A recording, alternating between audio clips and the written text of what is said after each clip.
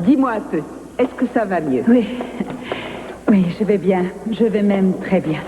Mais je préfère qu'on ne parle pas de moi. Parle plutôt de ton mariage. Je veux savoir la date, je veux absolument tout savoir dans les moindres Je détails. n'ai rien à te dire, puisqu'on ne sait même pas où on va le faire.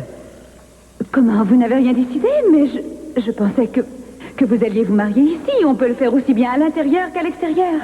Je ne sais pas, non, on en a un peu parlé. Un peu, c'est tout? Mais tu étais si contente après le mariage de ta sœur. Tu l'avais trouvé magnifique. Je pensais bien que tu le ferais ici. C'est vrai que ça a été un mariage magnifique et la famille a passé un grand moment et ça, je ne peux pas l'oublier.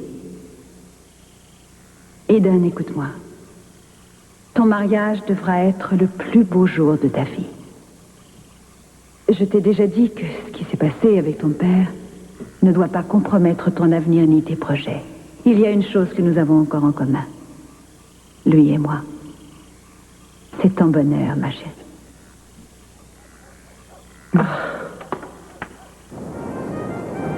Je suis content que tu le prennes aussi bien, parce que ça n'a pas été le cas la dernière fois qu'on t'a annoncé qu'on se mariait. Non, tu sais bien que c'est faux. Au début, j'ai mis quelques objections, mais quand j'ai vu combien Eden et toi vous étiez unis, j'ai changé d'avis et tu le sais parfaitement. Et il a fallu que le plus beau jour de ta vie soit gâché par... Enfin, il vaut mieux tout oublier. Ce n'est pas le moment de repenser à tout ça. Alors, est-ce qu'on peut espérer avoir ta bénédiction? Crois-tu que je ferai obstacle à ce qui compte le plus au monde pour toi?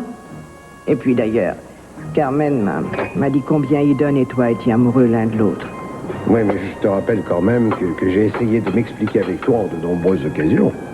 Je sais, mais ce n'est pas pareil.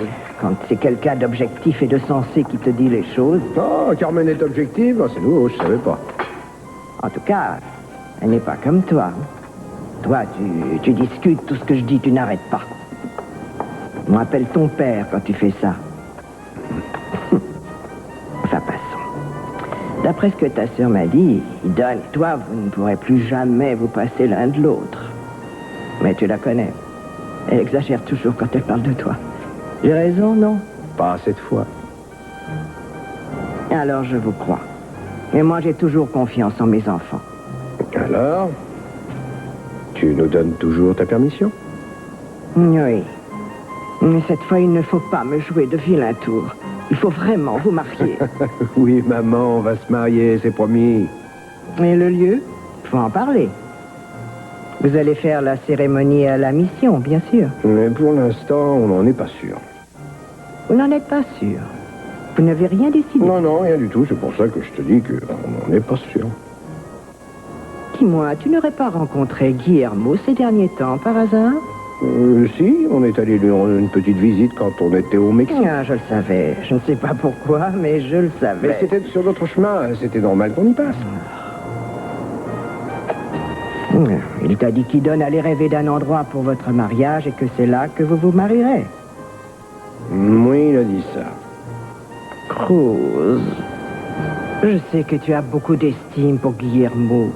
Mais tu sais, il se fait vieux et il est devenu bizarre au fil des années. Oui, mais je crois en cet homme, maman. Depuis que je suis tout petit, je l'admire. Et pour moi, il a quelque chose de magique.